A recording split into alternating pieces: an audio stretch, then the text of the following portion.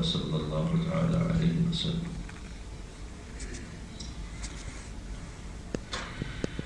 اللہ اکبر۔ میرے محترم بھائی اور دوستو،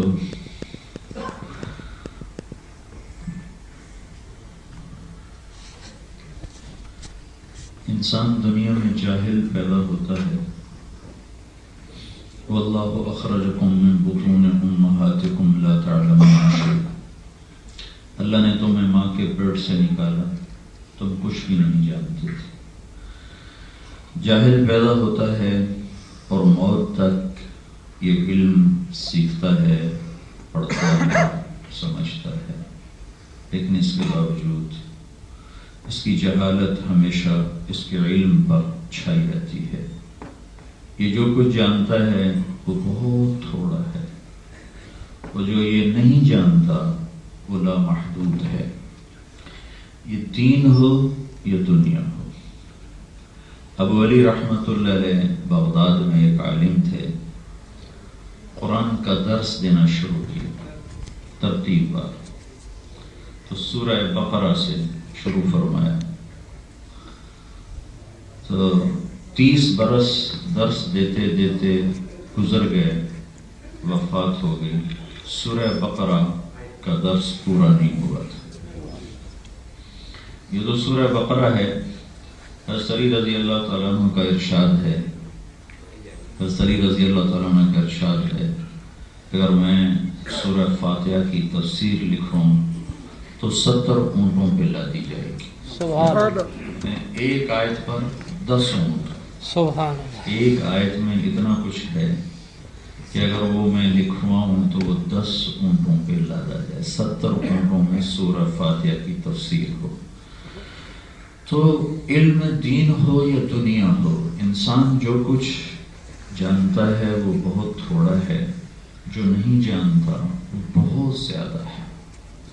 ایک آیت ہماری اصل جہالت کو بتاتی ہے، واللہ اخرجکم من بطون امہاتکم لا تعلمون شیئا، اللہ نے تمہیں ماں کے پیٹ سے نکالا، تم کچھ نہیں جانتے تھے۔ دوسری آیت ہمارے علم کے ناقص پن کو بتاتی ہے، ہمارے علم کی کمی کو بتاتی ہے، وما اوتیتم من العلم الا قلیلا، جو کچھ ہم نے تمہیں دیا ہے علم میں سے بہت تھوڑا ہے۔ اوتیتم کا لفظ یہ بتلاتا ہے کہ کوئی بڑے سے بڑا علامہ فہامہ یہ فخر نہیں کر سکتا کہ میں نے خود سیکھا ہے اور میں نے پڑھا ہے اور میری محنت ہے۔ اوتیتم میں اللہ تعالیٰ فرما رہا ہے ہم نے تمہیں دیا ہے، تمہارا ذاتی نہیں ہے، اور جو ہم نے دیا ہے وہ بہت تھوڑا ہے، الا قلیلا۔ تو تھوڑے علم کے ساتھ تو کوئی کام بھی کیا جائے گا تو وہ غلطی ہوگا، تو کسی کامل علم والے کے پیچھے انسان جب چلتا ہے تو منزل مقصود تک پہنچتا ہے۔ اب ہمارے سامنے 2 زندگیاں ہیں، ایک یہ مختصر موت تک کی زندگی ہے جس کے بارے میں حدیث میں آتا ہے الدنیا 3 ایام، دنیا 3 دن ہے۔ یوم امس مضی، ایک اتوار کا دن گزر گیا، ما بیدک منہ الشیء، واپس نہیں آ سکتے۔ یوم غد، ایک کل منگل ہے، فلا تدری اتدرکہ ام لا، تمہیں معلوم نہیں کہ وہ دن تیرا ہے یا قبر کا ہے۔ ویوم انت فیہ، ایک دن تیرا ہے جو آج پیر کا گزر رہا ہے۔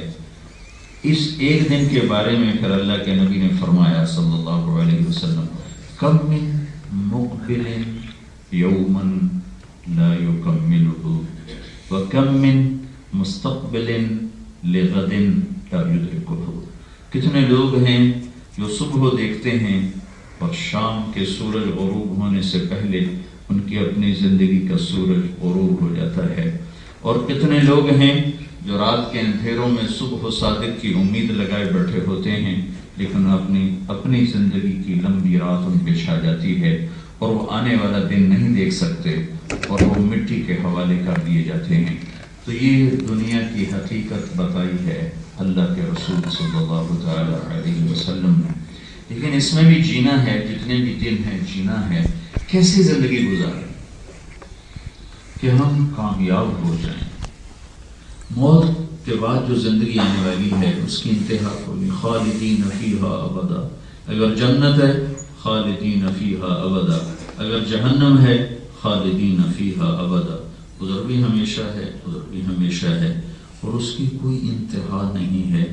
پہلا دن جو شروع ہو رہا ہے 50,000 سال سے شروع ہو رہا ہے، اگر ٹائم آف ہو جائے گا، اور اگر ناکام ہوا ہے تو ہمیشہ کے لیے ہے، کامیاب ہوا ہے ہمیشہ کے لیے ہے۔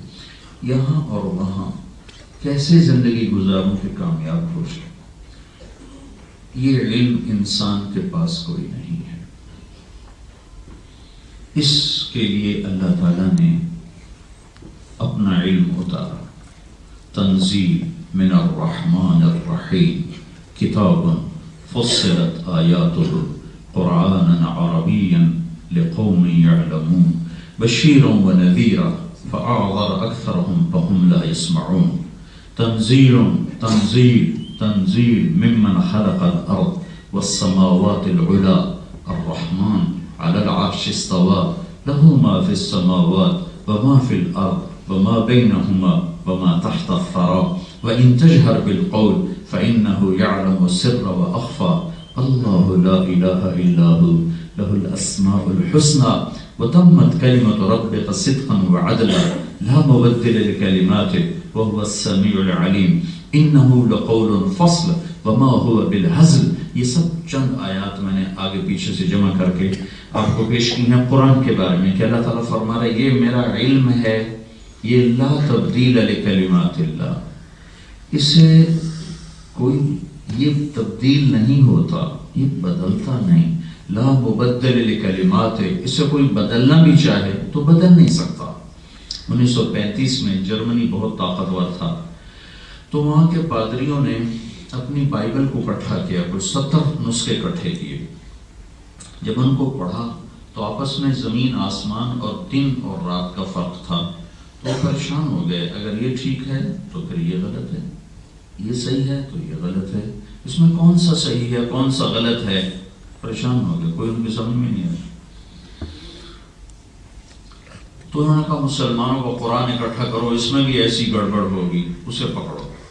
تو انہوں نے قرآن کے 40,000 نسخے اکٹھے کی، ساری دنیا، اور اس وقت پریس بہت تھوڑا تھا، ہاتھوں کا لکھا قرآن زیادہ تھا، تو انہوں نے پوری دنیا سے 40,000 قرآن کے نسخے اکٹھے کیے، پھر سال ہر سال اس پر بیٹھ کر انہوں نے کام کیا، 70 سے ملا کر دیکھا 40,000 نسخوں میں ایک لفظ کا فرق نہ ملا۔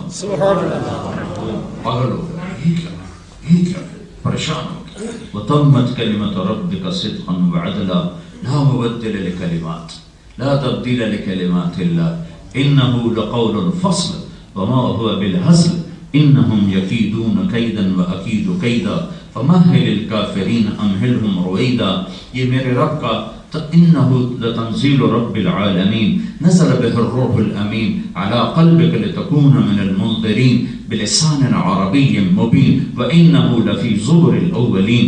یہ قرآن کا تعارف ہے قرآن کی زبان سے، کہ قرآن اپنے بارے میں خود کیا کہتا ہے، یہ اللہ کا علم ہے، اور اس کی پہلی سطر ہے الف لام میم ذالک الکتاب لا ریب فیہ، اس میں جو کچھ آنے والا ہے اور جو کچھ بتایا جانے والا ہے اس میں نہ کوئی شک ہے، نہ شبہ ہے، نہ تردد ہے، ناپ تول کے ہے،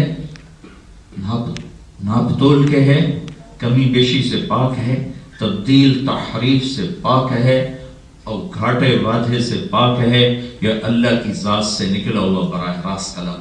پہلی 3 کتابوں اور قرآن میں ایک فرق ہے، پہلی 3 کتابیں اللہ کی کتاب ہیں، اللہ کا کلام نہیں ہے، اللہ کی زبان سے نکلا ہوا کلام نہیں ہے، وہ اللہ نے لکھوائیں، ملائکہ نے ان کو لکھا اور لکھوا کر نبی پر اتار دیا گیا، تورات موسیٰ علیہ السلام پر، زبور 300 سال کے بعد داؤد علیہ السلام پر، اور انجیل 1200 سال کے بعد عیسیٰ علیہ السلام پر۔ یہ 3 کتابیں لکھوائی گئیں، اتاری گئیں۔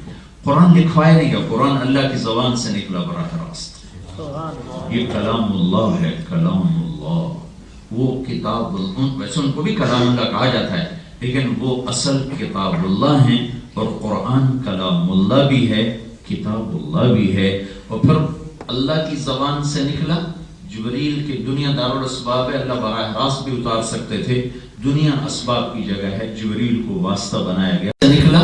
جبریل کے دنیا دارالاسباب ہے، اللہ براہ راست بھی اتار سکتے تھے، دنیا اسباب کی جگہ ہے، جبریل کو واسطہ بنایا گیا بطور سبب نہ کہ بطور مجبوری۔ اور پھر اللہ کے نبی کے دل پر براہ راست اترا۔ اگر یہ قرآن اللہ کی زبان سے نکلتا ہوا لوح محفوظ پر اترتا براہ راست تو روایت میں آتا ہے لوح محفوظ کے ٹکڑے ٹکڑے ہو جاتے، اور لوح محفوظ کی لمبائی چوڑائی زمین ساتوں زمین آسمان سے زیادہ ہے، اور ہمارے نبی کا ظرف ساتوں زمین آسمان سے زیادہ لمبا چوڑا ہے، تو سارا قرآن دل کے اندر سما گیا، سمو لیا سارا قرآن دل۔ لیکن اس کا وزن اتنا ہوتا تھا اللہ کی ذات سے نکلا ہوا کلام کہ آپ پر غشی طاری ہو جاتی تھی، اور سخت سردی میں ماتھے پہ پسینہ آ جاتی تھی۔ زید بن ثابت رضی اللہ عنہ کی ران پر سر رکھ کے آپ لیٹے ہوئے تھے کہ اچانک قرآن اترا، تو زید بن ثابت فرماتے ہیں مجھے میرے اوپر اتنا بوجھ پڑا کہ مجھے یوں لگا کہ میری ران ٹکڑے ٹکڑے ہو جائے گی۔ اور جب کبھی آپ اونٹنی پہ سفر فرما رہے ہوتے تھے اور قرآن اترتا تھا تو اونٹنی اس کے وزن سے زمین پر بیٹھ جاتی تھی، برداشت نہیں کر سکتی تھی۔ یہ قول فصل ہے، یہ فیصلہ کن ہے، یہ ناقابل تبدیل ہے۔ وَتَمَّتْ كَلِمَةُ رَبِّكَ صِدْقًا وَعَدْلًا، دو باتیں ہوتی ہیں بول کے لیے، ایک سچا ہو، ایک ناپ تول میں عدل میں پورا ہو۔ تو اللہ نے کہا سچائی میں بھی پورا ہے، عدل میں بھی پورا ہے، نہ بدلے گا نہ کوئی بدل سکتا ہے، لا مبدل، کوئی نہیں بدل سکتا۔ تو یہ اللہ کی طرف سے براہ راست آیا ہے، اس میں زندگی گزارنے کے طریقے ہیں، یہ زندگی کے اصول بتاتا ہے۔ وَإِنَّ هَذَا الْقُرْآنَ يَهْدِي لِلَّتِي هِيَ أَقْوَمُ، الحمرہ میں کام کرو، کھیتوں میں کام کرو، دفتروں میں کام کرو، قرآن تمہارے لیے راہبر ہے۔ زندگی کیسے گزاریں کہ یہ جہان بھی بن جائے وہ جہان بھی بن جائے۔ یہ علم انسان کے پاس نہیں، یہ قرآن لے کر آیا ہے۔ پھر قرآن اور ہمارے درمیان حضرت محمد صلی اللہ تعالی علیہ وسلم واسطہ ہیں۔ پھر اللہ نے آپ کو وہ علم دیا جو نہ پہلوں کو دیا نہ بعد والوں کو دیا۔ وہب ابن منبہ فرماتے ہیں اگر سارے انبیاء کا علم جمع کیا جائے تو اس کی مثال ہے ایک ذرے کی، اور حضرت محمد صلی اللہ علیہ وسلم کے علم کو سامنے رکھا جائے تو اس کی مثال ہے صحرا کی۔ ایک ذرے کو صحرا سے جو نسبت ہے، ایسے انبیاء سابقین کے علم کو حضرت محمد صلی اللہ علیہ وسلم کے علم سے نسبت ہے۔ اللہ نے آپ کو لکھنا پڑھنا اس لیے نہیں سکھایا کہ کوئی یہ کہہ نہ سکے کہ لکھا پڑھا آدمی تھا، اپنی طرف سے بنا بنو کے ہمیں سنا دیا ہے۔ تو وما علمناه الشعر وما ينبغي له، اے میرا محبوب میں نے تمہیں اشعار نہیں سکھایا نا کہ عرب کا بچہ شاعری کرتا تھا، چھوٹے چھوٹے بچے شاعری کرتے تھے۔ ایک عرب سردار کا بیٹا 10 سال کا ہوگا، اس نے شعر نہیں کہا، اس نے اپنے غلام کو 2 نوکروں کا اس کو لے جاؤ پہاڑ کے پیچھے قتل کر دو، مجھے لگتا ہے یہ حرام کا نطفہ ہے، یہ میرا نہیں ہے۔ یہ 10 سال کا ہو گیا، اس نے شعر نہیں کہا۔ تو اس کو لے کر گئے، جب انہوں نے تلواریں نکالی تو وہ کہنے لگا کیا کر رہے ہو؟ تمہارے باپ کو تمہارے نسب پر شک ہے، اس لیے تیرے قتل کا حکم دیا ہے۔ کس وجہ سے شک ہے؟ کہ وہ یہ کہتا ہے کہ یہ 10 سال کا ہو گیا، اس نے آج تک ایک شعر نہیں کہا۔ تو اس نے فی البدی کا کفا نبک من ذکرى حبیب ومنزل بسقط اللواء بین الدخول فحوملی فتوضع فالمقرات لم يعف رسمها لما نسجتها من جنوب وشمال۔ پھر آگے لمبا قصیدہ ہے، ترى بعد الارقامان في رعاصاتها وقیعانها كأنه الحب فلفلی۔ وہ مبہوت ہو گئے، واپس گئے کہ نہیں یہ تو عرب کا سب سے بڑا شاعر بنے گا جس نے ایک شعر میں کیا کیا ادب اور بلاغت اور فصاحت کو بند کر کے رکھ دیا ہے، یہ تو عرب کا ابھرو عرب کا سب سے بڑا شاعر بنا اور امرؤ القیس کے نام سے وہ مشہور ہوا۔ تو یہ عرب کی صفت میں دودھ چھوڑتے ہی وہ شعر کہتے تھے۔ ہمارے نبی زندگی بھر ایک شعر کہا، وہ بھی ابو بکر نے ٹھیک کیا، یا رسول اللہ ایسے نہیں، وزن ایسے نہیں بنتا، ایسے بنتا ہے۔ اس کو بھی ابو بکر اور اللہ نے کہا میں نے کیوں نہیں سکھایا کہ کل یہ کہیں گے اَإِنَّا لَتَارِكُ آلِهَتَنَا لِشَاعِرٍ مَجْنُونٍ، کیا میں یہ شاعر ہے؟ ساری زندگی شعر نہیں کہا، انہوں نے الزام لگایا شاعر ہے، اس کا کلام دیکھو تو اسی کیا بلا ہے۔ تو ہم شاعر کی وجہ سے اپنے خداؤں کو چھوڑ دیں؟ تو باوجود ہے کہ ساری زندگی آپ نے ایک لفظ نہیں لکھا اور ایک شعر نہیں کہا، پھر بھی انہوں نے الزام لگایا یہ اس لیے دور رکھا لکھائی پڑھائی کو کہ جب اللہ کا کلام اترے گا تو کوئی یہ کہہ نہیں سکے گا کہیں سے پڑھا ہے، کہیں سے سیکھا ہے، یا خود اپنا ادیب و فصیح آدمی ہے، بلیغ آدمی ہے، اپنی طرف سے گھڑ گھڑ کے بتا رہا ہے۔ نہیں، نظر بہ الروح الامین علی قلب، اے میرے محبوب میں نے اسے تیرے دل پر اتارا ہے۔ تو حضرت محمد صلی اللہ تعالی علیہ وسلم ہمارے اور آپ کے درمیان واسطہ ہے، اور علم لینے کا ذریعہ ہے نظر، کون؟ دماغ، یہ علم کے لینے کا ذریعہ ہے کہ آدمی نظروں سے دیکھ پڑھتا ہے، کانوں سے استاد کی سنتا ہے، یہ اور ہماری نظر ناقص ہے۔ مجھے یہ نظر آ رہا ہے، یہ روشنی کی وجہ سے اوپر والی مجھے نظر نہیں آ رہا، اور میں پیچھے نہیں دیکھ رہا ہوں، میں دائیں نہیں دیکھ رہا ہوں، بائیں نہیں دیکھ رہا ہوں۔ آپ نے نماز پڑھائی، کچھ لوگ سجدے میں رکوع میں جلدی جا رہے، آپ سے پہلے جا رہے تھے، تو آپ نے فرمایا کیا ہوگا کچھ لوگوں کو کہ وہ مجھ سے پہلے رکوع میں جاتے ہیں، مجھ سے پہلے سجدے میں جاتے ہیں، میں جیسے آگے دیکھتا ہوں ایسے پیچھے بھی دیکھتا ہوں، مجھے جیسے اللہ آگے دکھاتا ہے ایسے پیچھے بھی دکھاتا ہے۔ جب آپ چلتے تھے تو آپ کو آگے بھی نظر آتا ہے، پیچھے بھی نظر آتا ہے۔ یہ سر کی آنکھ کا حال ہے، تو دل کی آنکھ کیسی ہوگی؟ پھر یہ تو معمولی سی بات ہے، آگے دیکھنا پیچھے دیکھنا دنیا ہے نا۔ آپ ایسے مصلی پر نماز پڑھا رہے تھے اور آپ نے چلنا شروع کیا، نماز کے دوران چلنا شروع کر دی، اور مسجد کی دیوار تک جا کے کھڑے ہو گئے، مصلی پر چلتے دیوار کے پاس پہنچ گئے، پھر وہاں کھڑے پھر پیچھے ہٹنا شروع ہوئے اور مصلی کے آخر میں صف کے ساتھ جب سلام پھیرا تو جو پہلی صف کے لوگ تھے انہوں نے تو منظر دیکھا کہ یا رسول اللہ ٹھیک ہے کیا؟ اور نے فرمایا میں نماز پڑھ رہا تھا تو مجھے جنت نظر آئی۔ کہاں ہے جنت؟ ساتویں آسمان پر۔ نظر کیسے پار چلی گئی؟ ساتوں آسمان کو چیر کر نظر عرش تک سے ٹکرا رہی، مجھے جنت نظر آئی، انگوروں کے گچھے لٹکے ہوئے نظر آئے، تو وہ میں ان کو دیکھ کے آگے بڑھنا شروع ہوگی، تو مجھے وہ نظر آ رہے تھے۔ پھر مجھے اس کے بعد جہنم نظر آئی، تو جہنم کو دیکھ کر میں گھبرا کے پیچھے ہٹنا شروع ہو گیا، تو میں اپنے اصلی جگہ پر آ گیا۔ یہ سر کی نظر ہے۔ پھر یہ بھی بہت معمولی چیز ہے، جنت کو دیکھ لینا، جہنم کو دیکھ لینا، یہ بھی بہت معمولی چیز ہے۔ موسیٰ علیہ السلام نے کہا یا اللہ ارنی انظر الیک، یا اللہ تیرا دیدار کرنا چاہتا ہوں، تو اللہ تعالیٰ نے کہا لن ترانی، نہیں دیکھ سکتے۔ اور یہ تو قرآن ہے، حدیث پاک، لن یرانی حی الا مات، موسیٰ مجھے زندہ دیکھے گا تو مر جائے گا، ولا رطب الا تفرق، مجھے کوئی تر چیز دیکھے گی تو خشک ہو جائے گی، ولا یابس الا تدہدہ، اور کوئی خشک چیز دیکھے گی تو بکھر کے رہ جائے گی۔ انما یرانی اہل الجنہ، مجھے دیکھنے کے لیے جنت کا انتظار کرو، جنت میں جانے کے بعد میں اپنا دیدار کراؤں گا، اس سے پہلے نہیں ہو سکتا۔ موسیٰ علیہ السلام لاڈلے نبی تھے، کہ یا اللہ ایک باری تک دکھاؤ، ایک باری تک دکھاؤ، اچھا پھر صبر کر، میں ادھر پہاڑ پہ تجلی ڈالتا ہوں، وہ کھڑا رہا تو بھی کھڑا رہے گا۔ فلما تجلی ربہ للجبل، اور عرش کے اوپر سے ایک تجلی آئی معمولی سے، جعلہ دکا، پہاڑ ریت بن گیا، وخر موسیٰ صعقا، اور موسیٰ علیہ السلام بے ہوش ہو کر گرے، 40 دن کے بعد ہوش آئے، 40 دن۔ فلما افاق قال سبحانک انی تبت الیک، یا اللہ جلدی کر، غلطی کر بیٹھے، ہوں نہیں منگتا۔ ایک تجلی۔ اور ادھر کیا ہوا؟ اب 27 رجب کو ام ہانی کے گھر میں ہیں، تو جبریل آیا، یا رسول اللہ اوپر تیاری ہے استقبال کی، آپ کا انتظار ہوگا۔ یہ خلائی لباس کتنے کروڑوں ڈالر کا تیار ہوتا ہے، پھر یہ 500 میل کے اوپر ہوا کے اوپر جا سکتے ہیں، وہی تہمت، وہی کرتا، وہی جوتا، پتہ نہیں وہ چمڑے کا تھا لکڑی کا تھا، وہاں سے اٹھایا، براق پہ بٹھایا، بیت المقدس پہنچایا، وہاں براق کو باندھ دیا گیا، 2 نفل پڑے، اور اس کے بعد آپ اوپر گئے۔ یہ اوپر جانا ہے۔ سبحان الذی اسری بعبدہ لیلا من المسجد الحرام الى المسجد الاقصى الذي باركنا حوله لنريه من آیاتنا انه هو السمیع البصیر۔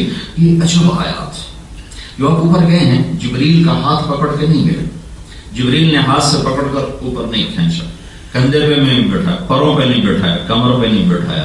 یہ جو جانا ہے یہ اللہ کی قدرت خاص کے ساتھ تھا، اسباب سے بالا تر تھا یہ اوپر جانا۔ وہ جیسا بھی تھا، لیکن اس کو جو اللہ نے تعبیر کیا ہے میں وہ تعبیر بتانا چاہتا ہوں۔ یہ ہونا چاہیے تھا عربی قاعدے کے لحاظ سے، یہ ہونا چاہیے تھا سبحان الذی اسرا عبدہ، بعبدہ ہی نہیں ہونا چاہیے تھا، سبحان الذی اسرا عبدہ، پاک ذات جو اپنے بندے کو لے کر گیا۔ اللہ کا بعبدہ ہی، بے ذات جو اپنے بندے کو لے کر گیا۔ اللہ کا بعبدہ ہی، بعبا کا اضافہ یہ بتا رہا ہے کہ اللہ تعالیٰ نے یہ اعزازی طور پر فرمایا کہ پاک ہے وہ ذات جو اپنے بندے کو لینے خود زمینوں پر آیا۔ جس سے تعلق میں تو اس کا آگے بڑھ کے استقبال کیا جاتا ہے۔ محمد علی میرے استقبال کے لیے وہ آگے آ رہا تھا، میں گاڑی سے نکل کر یہ آگے آ رہا تھا، یہی ہمارا طریقہ ہے، جس سے تعلق ہوتا ہے اس کا استقبال آگے بڑھ کے کیا جاتا ہے۔ تو با کا مطلب یہاں یہ ہے کہ میں اپنے محبوب کو لینے خود آیا، خود آیا۔ وہ زمان و مکان سے پاک ہے، آنے جانے سے پاک ہے، اعزاز کی تعبیر ہے، میں خود آیا تھا۔ پہلا آسمان، آگے کھڑے ہوئے آدم علیہ السلام استقبال فرما رہے، دوسرا آسمان یحییٰ زکریا عیسیٰ علیہ السلام استقبال کر رہے ہیں، تیسرا آسمان ادریس علیہ السلام استقبال کر رہے ہیں، چوتھا آسمان یوسف علیہ السلام کا استقبال، پانچواں آسمان ہارون علیہ السلام کا استقبال، چھٹا آسمان موسیٰ علیہ السلام کا استقبال، ساتواں آسمان ابراہیم علیہ السلام کا استقبال۔ پھر اس کے بعد سدرۃ المنتہا پر جا کر جبریل کی پرواز بھی ختم ہو گئی، اور جبریل نے کہا یا رسول اللہ اس سے آگے ایک بالش بھی چلوں گا تو میں جل کے راکھ ہو جاؤں گا، اس سے آگے میں نہیں جا سکتا۔ اور اس کے بعد اوپر آپ تشریف لے گئے، تو اوپر جانے کا جو نظام ہے وہ بھی اللہ جانتا ہے کہ اللہ نے کیسے اوپر اٹھایا ہے۔ پھر عرش کے دروازے کھلے ہیں، اور عرش کے بعد 70,000 نور کے پردے تھے، اللہ نے سارے پردے اٹھا کر کہا ثم دنا فتدلى فكان قاب قوسين او ادنى فاوحى الى عبده ما اوحى ما كذب الفؤاد ما راى افتمارونه على ما يرى ولقد رآه نزلة اخرى عند سدرة المنتهى عندها جنة المأوى اذ يغشى السدرة ما يغشى ما زاغ البصر وما طغى لقد رأى من آيات ربه الكبرى يبصر النجم اذا هوى ما ضل صاحبكم وما غوى وما ينطق عن الهوى إن هو إلا وحي يوحى علمه شديد القوى ذو مرة فاستوى وهو بالأفق الأعلى ثم دنا فتدلى فكان قاب قوسين أو أدنى۔ یہ سارا والنجم سے اللہ تعالیٰ سارا وہ معراج بتا رہا ہے کہ میں کیسے اپنے حبیب کو لے گیا پہلا دوسرا تیسرا چوتھا پانچواں چھٹا 7 آسمان پار کروائے، عرش کو ایک طرف کیا، عرش کے اوپر نور کے پردوں کو ایک طرف کیا، اور سارے پردے ہٹا کر حبیب محبوب آمنے سامنے ہو گئے۔ تو وہ نظر کیسی نظر ہے جو اللہ کو دیکھ رہی ہو، اس آنکھ میں کتنی طاقت ہے جو اللہ کو دیکھ رہی ہو۔ تو جنت میں اللہ خاص آنکھ دے گا تب اللہ کو دیکھ سکی، اسی نظر کے ساتھ اپنے اللہ کا دیدار بھی ہو رہا ہے، کلام بھی ہو رہا ہے، التحیات للہ والصلوات والطیبات۔ میری بندگی تیرے لیے ہے، میری قربان تیرے لیے، میرا مال تیرے لیے، میری عبادت تیرے لیے۔ اوپر سے جواب آ رہا ہے السلام علیک ایھا النبی ورحمۃ اللہ وبرکاتہ۔ میرا محبوب تیرا رب تجھے سلام پیش کرتا ہے، سبحان تیرا رب تجھے سلام پیش کرتا ہے۔ یہاں آپ نے اللہ سے عرض کی یا اللہ اتخذت ابراہیم خلیلا وموسیٰ کلیما وألنت لداود الحديد وسخرت لسليمان الرياح وأحييت لعيسى الموتى فماذا جعلت لي؟ یا اللہ ابراہیم تیرے خلیل بنے، اور موسیٰ تیرے کلیم بنے، اور داؤد کے لیے لوہا نرم ہوا، اور سلیمان کے لیے ہوا تابع ہوئی، اور عیسیٰ کے لیے مردے زندہ ہوئے، میرے لیے کیا ہے؟ میں تو حبیب اور خلیل میں بڑا فرق ہے۔ خلیل اس کو کہتے ہیں جس کی محبت دل میں گڑ جائے، حبیب اس کو کہتے ہیں جس کی محبت کی کوئی انتہا نہ ہو۔ خلیل اس کو کہتے ہیں جو ملاقات بھی چاہتا ہو اور کچھ عطا بھی چاہتا ہو، اور حبیب اس کو کہتے ہیں جو صرف ملاقات چاہتا ہو، کوئی عطا کا سوال نہ ہو، صرف ملاقات کا سوال ہو۔ خلیل اور حبیب کو قرآن نے یوں فرق کیا ہے، ایسے فرق کیا ہے کہ خلیل اللہ سے کہہ رہے ہیں، خلیل اللہ سے کہہ رہے ہیں وَاجْعَلْنِي مِنْ وَرَثَةِ جَنَّةِ النَّعِيمِ، یا اللہ مجھے جنت تو دے، جنت تو دے۔ اور حبیب کو کہا جا رہا ہے اِنَّا أَعْطَيْنَاكَ الْكَوْثَرَ، میں نے جنت کی چابی تجھے پکڑا دی، جنت تیرے حوالے۔ سورہ کوثر اور حدیث پاک ان الجنت حرمت علی الانبیاء حتی ادخلها، سارے نبیوں پر جنت حرام ہے جب تک میں نہ داخل ہو جائے۔ وَإِنَّهَا لَمُحَرَّمَةٌ عَلَى الْأُمَمِ حَتَّى تَدْخُلَهَا أُمَّتِي، اور ساری امتوں پر جنت حرام ہے جب تک میری امت نہ داخل ہو جائے۔ تو خلیل اور حبیب اور کلیم، ایک آیت میں تینوں کو، ایک سطر میں تینوں کا فرق اللہ نے بیان کر دیا۔ موسیٰ علیہ السلام کہہ رہے ہیں رب اشرح لی صدری، یہ کلیم اللہ ہیں۔ جب اللہ نے کہا نا کہ ان اصطفیتک علی الناس برسالت، میں تمہیں نبی بنا چکا ہوں، تو انہوں نے کہا یا اللہ میرا سینہ کھول، مجھے علم عطا فرما۔ اللہ نے اپنے حبیب کو مانگنے سے پہلے کہا الم نشرح لک صدرک، اے میرے حبیب میں نے تیرا سینہ کھول دیا۔ موسیٰ علیہ السلام دعا کر رہے ہیں وَيَسِّرْ لِي أَمْرِي، اللہ میرا کام آسان فرما۔ اللہ اپنے حبیب کو فرما رہے وَوَضَعْنَا عَنْكَ وِزْرَكَ، میں نے تیرے بوجھ ہٹا کر کام آسان کر دیا۔ یہ کلیم آ گیا، اب خلیل آ گیا۔ خلیل اللہ سے کہہ رہے ہیں وَجْعَلْ لِي لِسَانَ صِدْقٍ فِي الْآخِرِينَ، یا اللہ میرے بعد میرا نام اونچا رہے، میرے بعد میرا نام اونچا رہے، میرے بعد لوگ مجھے اچھے نام سے یاد کرتے رہیں۔ یہ دعا قبول ہوئی اور ہمیں نماز میں درود ابراہیمی سکھایا گیا اور سب سے افضل درود اسے بتایا گیا اور اس کو نماز کا حصہ بنایا گیا۔ کما صلیت علی ابراہیم کما بارکت علی ابراہیم، یہ دعا قبول ہوئی۔ لیکن اللہ نے اپنے حبیب کو مانگنے سے پہلے فرمایا ورفعنا لک ذکرک، میں نے تیرے نام کو بلند کر دیا، بند کر دیا۔ تو موسیٰ تو آپ کہیں یا اللہ موسیٰ آپ کے، ابراہیم آپ کے خلیل ہیں، موسیٰ آپ کے کلیم ہیں، داؤد کے لیے لوح نرم ہے، اور سلیمان کے لیے ہوا تابع ہے، عیسیٰ کے لیے مردے زندہ ہیں، فماذا جعلت لی، میرے لیے کیا ہے؟ تو اللہ تعالیٰ نے فرمایا اولیس قد اعطیتک افضل من ذلک کلہ، میرے محبوب میں نے تمہیں سب سے اعلیٰ چیز عطا کی ہے جو نہ موسیٰ کو دی، نہ عیسیٰ کو دی، نہ داؤد کو دی، نہ سلیمان کو دی، نہ ابراہیم علیہ السلام ان میں سے کسی کو نہیں دی، صرف تجھے دی ہے۔ کہ وہ کیا ہے؟ کہ اللہ ذکرت الا ذکرت معی، قیامت تک تیرا میرا نام اکٹھا رہے گا، جدا نہیں ہو سکتا۔ لا الہ الا اللہ، آگے کیا ہے؟ اب یہ جدا نہیں ہو سکتا، کہ قیامت تک تیرا میرا نام اکٹھا رہے گا، جدا نہیں ہو سکتا ہے۔ تو حضرت محمد صلی اللہ تعالی علیہ وسلم یہ ہمارے اور آپ کے درمیان واسطہ ہیں، یہی جنت تک پہنچانے کا بھی وسیلہ اور واسطہ ہیں کہ ان کے بغیر جنت کا دروازہ نہیں کھل سکتا ہے۔ کہ جب سارے ایمان والے جن کے لیے جنت کا فیصلہ ہو چکا ہوگا اور وہ پل کو پار کر کے جنت کے دروازوں تک پہنچیں گے تو آگے جنت کے 8 گیٹ ہیں بڑے بڑے، اور یہ دروازے، ایک دروازے کا جو درمیان کا فاصلہ ہے یہ 40 سال کی مسافت کا ہے کہ کوئی آدمی یہاں سے چلنا شروع کرے تو دنیا کی 40 سال وہ چلے تو تب جا کر ایک گیٹ ختم ہوتا ہے۔ تو دروازے بند ہوں گے، سارے دروازے بند، اور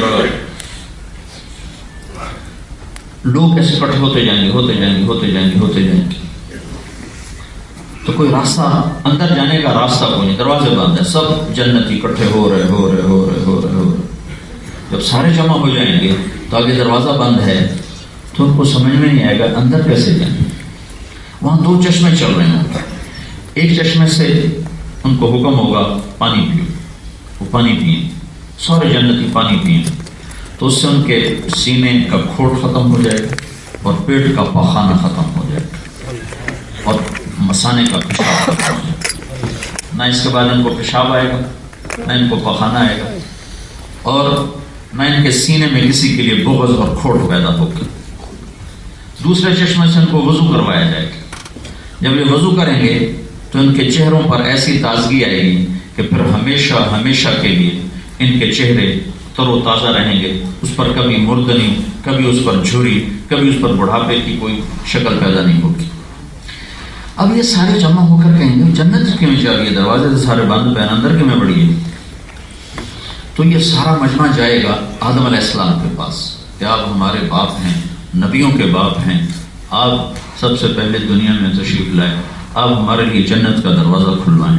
تو وہ کہیں گے بچوں میں نے تو تمہیں نکلوانے کا کام کیا تھا، داخلے کا کام میں نہیں کر سکتا. میرے مگر تو کالا تھا، ان کسی اور کو لے جاؤ، میرے کو لے کام نہیں ہو سکتا. تو پھر آئیں گے ابراہیم نوح علیہ السلام کے پاس. نوح علیہ السلام کہیں گے بچوں یہ میرے بس کا کام نہیں ہے. پھر آئیں گے ابراہیم علیہ السلام کے پاس، کہیں گے میرے بس کا کام نہیں ہے. سارے نبیوں پر وہ چکر لگائیں گے. اگر اللہ چاہتا تو پہلے ہی ہمارے نبی کے پاس آ جاتے، لیکن اللہ اپنے نبی کی شان کو بتانا چاہتا ہے، ایک سبق دینا چاہتا ہے الحمرہ والوں کو کہ اگر جنت میں جانا ہے تو محمد مصطفیٰ کے پیچھے چلنا پڑے. سبحان اللہ. اس کے بغیر راستہ کوئی نہیں، اس کے بغیر کہیں داخلہ کوئی نہیں. نہ یہ جہان بن سکتا نہ وہ جہان بن سکتا. پیسہ ہی سب کچھ نہیں، کمانا ہی سب کچھ نہیں، ضرورتیں پوری کرنے کا نام. کے سبل میں 10,000 بکریاں تھیں، 1,000 اونٹ تھے اور سونے کی ٹائلز تھیں جن کو اولاد میں جب تقسیم کیا جانے لگا تو آریاں ٹوٹ گئیں. اور ان کا حال یہ تھا کہ ایک ایک مجلس میں پورا تجارتی قافلہ اللہ کے نام پہ خیرات کر دیتے. ایک ایک محفل میں 50,000 کے قریب غلام آزاد کیے اپنی زندگی میں. اور اس صحابت کے وہ باب لکھے جو کوئی لکھ نہ سکا. حلال کی کثرت نے بھی حساب میں پھنسا دیا. تو جس کا لقمہ حرام ہوگا وہ اللہ کے سامنے کیسے کھڑا ہوگا؟ جس کی کمائی حرام ہوگی وہ اللہ کو جواب کیسے دے گا؟ اس کی حج، اس کی زکوٰۃ، اس کے روزے، اس کی نمازیں، اس کے صدقے اسے کیسے بچا سکیں؟ ابو بکر رضی اللہ تعالیٰ عنہ تشریف فرما تھے، خلافت کا دور تھا. تو ان کا نوکر آیا، اس کے پاس روٹی تھی. انہیں کہا امیر المومنین روٹی کھانا. تو ان کو 3 دن کا فاقہ تھا، 3 دن سے کچھ نہیں کھایا تھا. تو انہوں نے لقمہ توڑ کے جلدی سے منہ میں ڈال لیا. تو وہ ان کا نوکر کہنے لگا پہلے تو آپ مجھ سے پوچھا کرتے تھے جب کبھی میں نے آپ کو روٹی پیش کی تو آپ پوچھتے کہاں سے لائے. آج آپ نے پوچھا نہیں میں کہاں سے لایا. کہنے لگے بھوک بہت زیادہ لگی ہوئی تھی تو میں پوچھ نہیں سکا کہاں سے لائے. تو بتاؤ کہاں سے لائے. کہنے لگا میں نجومی تھا، زمانہ جاہلیت میں نجومی تھا. تو ایک گھر والوں کو میں نے پیش گوئی کی تھی کہ تمہارے ساتھ یہ ہو جائے گا، تو وہ ان کے ساتھ ہو گیا. تو انہوں نے خوش ہو کر مجھے آج روٹی دی. تو یہ وہ روٹی ہے. تیرا بیڑا غرق ہو جائے تو جو مجھے جہنم میں لے گی. یہ لقمہ اگر میرے پیٹ میں ہضم ہو گیا تو اس حرام لقمے سے جو خون بنے گا وہ خون اس وقت تو جنت حرام ہے. اب منہ میں انگلیاں ڈال کے کہہ کرنے کی کوشش کرنا کہ کہیں نکل جائے. 3 دن کے فاقے کے بعد کہاں نکلے.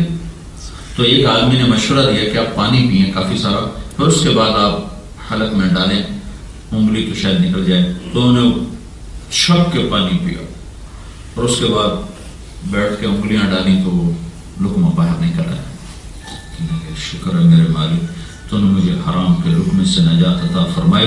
اور اس سے فرمایا کہ تو مجھے آج جہنم میں لے گیا تھا، اگر یہ نہ نکلتا میرے پیٹ سے تو میں تو جہنم میں گیا تھا. بے خبری میں ایک لقمہ لیا، بے خبری میں، اس سے جہنم کا کچھ نہیں ہونا تھا. تو عبد الرحمن کو حلال کمائی نے حساب میں روکا. آج تو حلال حرام کی تمیز ہی کوئی نہیں بات. بس پیسہ آنا چاہیے، جھوٹ سے آئے، رشوت سے آئے، بددیانتی سے آئے، خیانت سے آئے، کسی کا حق مار کے آئے، کسی پر ظلم کر کے آئے، کسی کے منہ سے لقمہ چھین کر آئے. روٹی آنی چاہیے. فرأیت من اتخذ الہہ ہواہ واضلہ اللہ علی علم. دیکھتے نہیں ہو یہ کون لوگ ہیں جنہوں نے اپنے پیٹ کو اپنا خدا بنا لیا، اپنی خواہش کو اپنا خدا بنا لیا.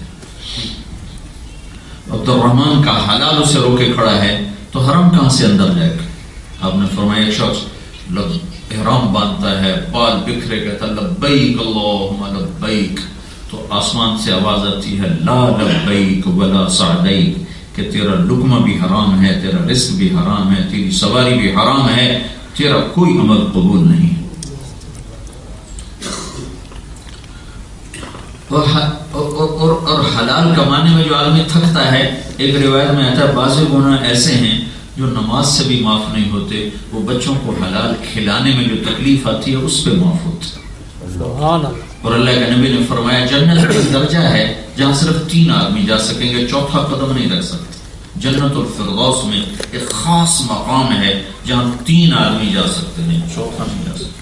پہلا الامام العادل، عدل کرنے والا حاکم، عدل کرنے والا حکمران، عدل کرنے والا افسر، جس کے ہاتھ میں لوگوں کے حقوق کا قلم ہے، جس کے ہاتھ میں لوگوں کے حقوق کا قلم ہے، وہ ریڈر سے لے کر چیف جسٹس ہو، وہ کلرک سے لے کر صدر پاکستان ہو، وہ سپاہی سے لے کر آئی جی ہو، جس کے ہاتھ میں لوگوں کے حقوق کا قلم ہے، اگر وہ انصاف کرتا ہوا مر گیا اور اپنے قلم کو نہ بیچا، تحریر قول فعل کو نہ بیچا، تو وہ جنت الفردوس کے اس درجے میں پہنچنے والا ہے۔ دوسرا فرمایا تو رحم وصول، رشتہ دار برا سلوک کرتے رہے اور وہ ہمیشہ ان کے ساتھ اچھا کرتا رہا، رشتہ دار ٹانگیں کھینچتے رہے اور وہ ہمیشہ ان کو اوپر اٹھاتا رہا، رشتہ دار ذلیل کرتے رہے اور وہ ہمیشہ ان کو عزت دیتا رہا، رشتہ دار توڑتے رہے اور وہ ان سے جوڑتا رہا۔ یہ دانتوں میں پسینہ لانے والا عمل ہے، رات کی تہجد بڑی آسان ہے اور توڑنے والے سے جوڑنا بڑا مشکل ہے، سارے سال کے روزے رکھنا بڑا آسان ہے اور توڑنے والے سے جوڑنا بڑا مشکل ہے، اور پیدل حج کرنا بھی بڑا آسان ہے اور توڑنے والے سے جوڑنا بڑا مشکل ہے، اور سخت گرمی کا روزہ بھی آسان ہے اور منہ موڑ کر گزر جانے والے کو سلام کرنا بڑا مشکل ہے۔ سگا بھائی بھی ہوگا تو کہے گا میں کوئی اس تو چھوٹا میں کیوں کروں۔ ذو رحم وصول، جو رشتہ داروں کے برے سلوک کے باوجود ان سے اچھا سلوک کرتا رہے گا، اور ذو عیال صبور، وہ بال بچوں والا جس کے کمائی تھوڑی تھی اور خرچ زیادہ تھا اور وہ سسکتا رہا، تڑپتا رہا، سہتا رہا اور حرام نہ کھایا نہ کمایا، وہ بھی اسی جنت کے درجے میں پہنچے گا۔ ایک بڑے بزرگ تھے، ان کا انتقال ہوا، انہوں نے شادی نہیں کی تھی، تو خواب میں اپنے ایک مرید کو ملے، کہنے لگے آپ کے ساتھ کیا ہوا؟ کہ میرے لیے جنت کا فیصلہ ہو گیا، اللہ نے معاف کر دیا۔ لیکن ایک مسلمان شادی شدہ اپنے بچوں کو حلال کھلانے میں جو پریشانیاں اٹھاتا ہے، ان پریشانیوں پہ جو اللہ دیتا ہے اس کی مجھے ہوا بھی نہیں لگی۔ ذو عیال صبور، حلال کمانے والا، حلال پہ جمنے والا، حرام سے بچنے والا۔ احل حلالا وحرم حدودا فلا تعتدوها، اللہ کے نبی نے فرمایا اللہ نے حلال واضح کر دیا ہے، حرام واضح کر دیا ہے، حلال میں صبر کرو اور حرام میں اپنا قدم نہ بڑھاؤ۔ وَلَوْ أَعْجَبَتْكُمْ كَثْرَةُ الْخَبِيثِ، قرآن کی آیت میں اشارہ ہے کہ رزق حرام ہمیشہ زیادہ ہوگا اور حلال تھوڑا ہوگا، ہمیشہ رزق حرام زیادہ ہوگا، حلال تھوڑا ہوگا۔ میں بڑی پرانی بات ہے، چیچا وطنی ہمارے گاؤں کے قریب ہے، میں وہاں جماعت میں گیا ہوا تھا، تو ایک بڑے بزرگ تھے وہاں، تو ان کو ہم ملنے گئے، تو ایک صاحب آئے، کہنے لگے حضرت جی دعا کرو اللہ رزق حلال دے تے بہت آ دے، اینجو ہاتھ چاہے اللہ رزق حلال دے تے بہت آ دے، اور انہوں بڑے پولے جو منہ نہ لاکھیا حلال تا تھوڑا ہی ملو، پولا جب منہ کر رہا نہ حلال تا تھوڑا ہی ملو۔ وَلَوْ أَعْجَبَتْكُمْ كَثْرَةُ الْخَبِيثِ لَا يَسْتَوِي الْخَبِيثُ وَالطَّيِّبُ وَلَوْ أَعْجَبَتْكُمْ كَثْرَةُ الْخَبِيثِ۔ یاد رکھنا حرام میں کشش زیادہ ہے اور حرام بہت زیادہ ہے اور حلال تھوڑا ہے، تو حلال پہ جمنا، حرام پہ نہ جانا، چاہے تمہیں اس کے نظارے بڑے دل فریب نظر آئیں گے اور بڑے خوبصورت نظر آئیں گے، لیکن حرام کے قریب نہ جانا کہ موت بھی ہے اور قبر بھی ہے اور حشر بھی ہے اور اللہ کے دربار میں پیشی بھی ہے۔ اور جن کے لیے کمایا، جس اولاد کے لیے کمایا، وہ کہیں گے یوم یفر المرء من اخیہ وامہ وابیہ وصاحبتہ وبنیہ لکل امرئ منہم یومئذ شأن یغنیہ۔ اس دن بیوی کہے گی میں تیری کوئی لگتی کوئی، اولاد کہیں گے تو ہمارا باپ ہی، اللہ اکبر، تو ہمارا کچھ نہیں لگتا، بھائی بہن کہیں گے تو ہمارا کچھ نہیں لگتا، ہم تیرے کچھ نہیں لگتے۔ وہ کہے گا یا اللہ لو یفتدی من عذاب یومئذ ببنیہ، ان بچوں کو جہنم میں ڈال، وصاحبتہ واخیہ، میری بیوی میرے بھائیوں کو جہنم میں ڈال، وفصیلتہ التی تؤویہ، یا میری قوم کو جہنم میں ڈال، میں ان کی وجہ سے تیرا نافرمان ہوا۔ تو عبد الرحمن بن عوف نہ یہ جہان بن سکتا نہ وہ جہان بن سکتا، پیسہ ہی سب کچھ نہیں، کمانا ہی سب کچھ نہیں، ضرورتیں پوری کرنے کا نام کامیابی نہیں ہے، اللہ کو راضی کرنے کا نام کامیابی ہے۔ مشہور ہو جانے کا نام کامیابی نہیں ہے، اللہ کو راضی کرنے کا نام کامیابی ہے۔ بڑی تجارت، بڑی افسری لینے کا نام کامیابی نہیں ہے، اللہ کو راضی کرنے کا نام کامیابی ہے۔ اور وہ رضا اس کی ملتی ہے محمد مصطفیٰ صلی اللہ علیہ وسلم کے طریقوں سے۔ تو سارے انکار کرتے جائیں گے، سب سے آخر میں آئیں گے عیسیٰ علیہ السلام کے پاس کہ حضرت جی آپ روح اللہ ہیں، کلمت اللہ ہیں، آپ دروازوں کو کھلوائیں۔ کہیں گے یہ میرے بس کا نہیں، البتہ میں تمہیں پتہ بتا سکتا ہوں جو آج دروازہ کھلوا سکتا ہے۔ کہیں گے پتہ بتائیں، کہیں گے جاؤ محمد رسول اللہ کے پاس، ان کے سوا کوئی بھی نہیں کھلوا سکتا۔ تو سب سے آخر میں یہ سارا مجمع آئے گا حضرت محمد صلی اللہ علیہ وسلم کی خدمت میں اور آ کے عرض کرے گا یا رسول اللہ، یا حبیب اللہ، آپ ہمارے لیے جنت کا دروازہ کھلوائیں۔ تو آپ فرمائیں گے انا لہو، ہاں یہ میں ہی کروں گا، میں ہی کروں گا، میں ہی کروں گا۔ تو سارا مجمع کھڑا ہوا ہے، تو آپ سجدے میں سب کے سامنے سجدے میں آپ نے فرمایا میں اس وقت اللہ کی تعریف کروں گا، وہ تعریف کروں گا جو اللہ خود مجھے اس وقت الہام کرے گا۔ تو تعریف کرتے کرتے پھر اللہ تعالیٰ کی آواز ہے یا حبیبی یا محمد ارفع رأسک سل تعطى اشفع تشفع، اے میرے حبیب، اے محمد سر اٹھا، مانگ ملے گا، شفاعت کر قبول ہوگی۔ تو آپ کہیں گے یا اللہ جنت کا دروازہ کھول، تو اللہ تعالیٰ فرمائیں گے تو افتتاح کر، تیرے ذریعے سے کھلے گا، اس کے بغیر نہیں کھل سکتا۔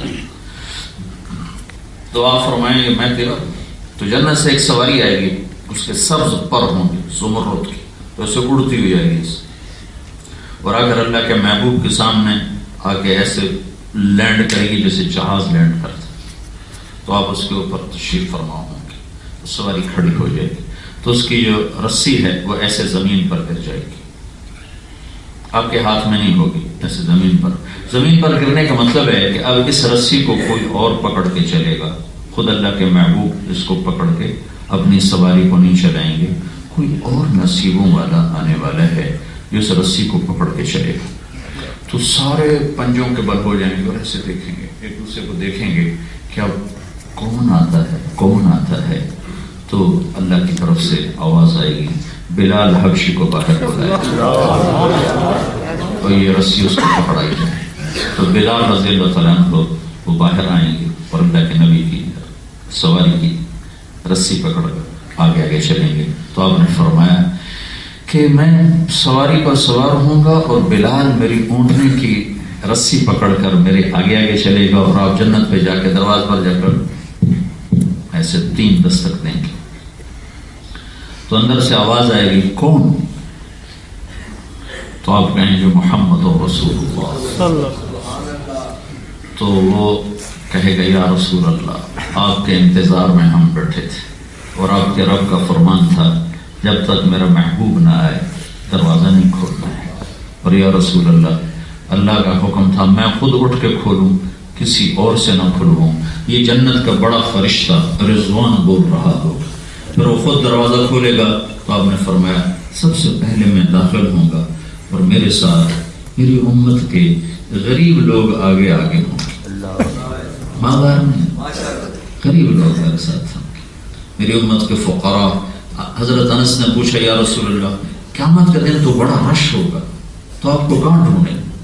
تو آپ نے کہا کہ بغونی فی ضعفائکم، میں اپنی امت کے غریبوں کے ساتھ کھڑا ہوں گا، مجھے وہاں ڈھونڈنا جہاں میری امت کے فقیر ہوں گے، میں وہاں موجود ہوں گا، مجھے وہاں ڈھونڈنا۔